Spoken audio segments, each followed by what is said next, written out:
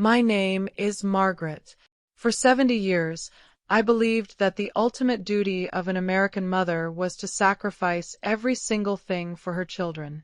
I worked 2 jobs in this small Ohio town, wore shoes with worn-out soles, and skipped more meals than I care to admit, all to ensure my kids, David and Sarah, could chase the American dream. I thought I was building their future. I never knew I was funding my own heartbreak. Pacing slows down, tone gets heavier. It was a freezing Tuesday morning in December when my world completely shattered. I was standing just outside the kitchen doorway, holding a warm mug of tea, when I heard David's voice. He wasn't whispering. He didn't even care if I was within earshot. "We need to sell this place," he told his wife. "The market is peaking. Mom's getting too old to manage it anyway. We can just move her into a state-run care facility, cash out, and split the money." Then my daughter Sarah chimed in, her voice colder than the winter wind outside. "I agree. Why should we watch our inheritance bleed out on property taxes and house upkeep? It's time to liquidate."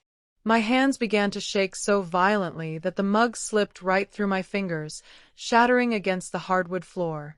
They both spun around and looked at me, but I didn't see a shred of guilt or shame in their eyes. All I saw was annoyance. I didn't say a word. I just turned around and walked back to my room, silent tears streaming down my face. They thought I was a helpless old woman who didn't understand what was happening, but they had no idea what I was going to do next. The very next morning, David and Sarah walked into my living room. They had these forced fake smiles plastered on their faces that made my stomach physically turn.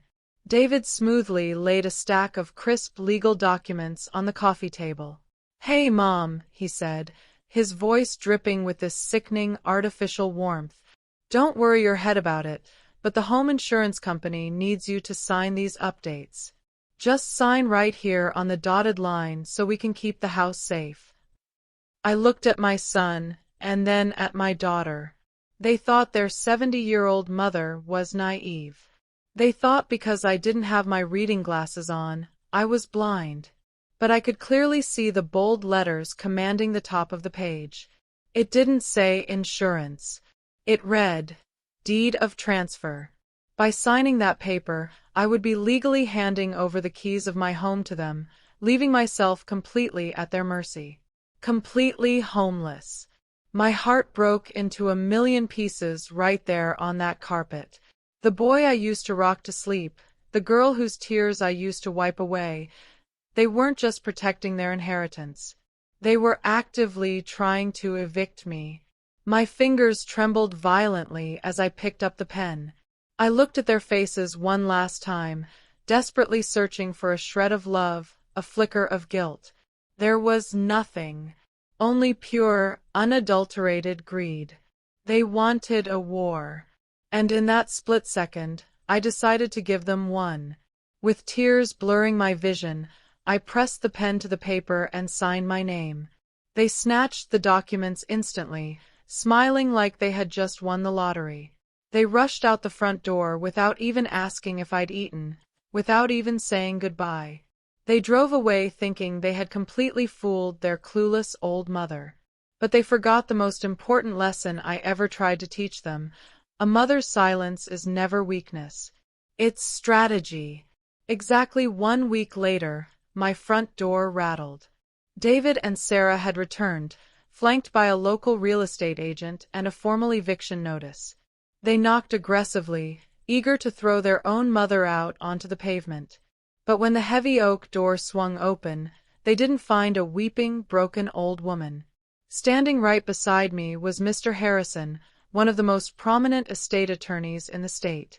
My attorney smiled thinly and handed David a sleek manila folder. "Mr. and Miss Vance," the attorney announced in a sharp, metallic tone. "Your mother did indeed sign those transfer papers. But what you failed to realize is that she had already placed this entire property into an irrevocable living trust months ago. The deed you hold is legally worthless." I watched the color completely drain from David's face. Sarah began to stutter, looking at me in absolute, wide-eyed horror. My attorney didn't let up. This property has been deeded to a veterans charity, under the strict legal condition that Margaret retains full life estate rights. You cannot touch this house. You cannot touch her. And there is one more thing. He handed them a second notice. This is a formal lawsuit. Your mother is calling in the $150,000 in personal loans she granted you both for your businesses over the last 5 years. You have exactly 30 days to repay the balance in full, or we will see you in federal court. Tone slows down, deeply satisfied. The very greed they thought would make them rich had completely destroyed them. Right there on my porch, they fell to their knees, weeping and begging for my forgiveness. But I didn't say a word. I simply zipped up my winter coat, locked my front door behind me, and walked right past them into the crisp winter air to finally take a breath of freedom. I didn't look back. My silent tears had turned into a storm of justice, and for the first time in my life, I chose myself.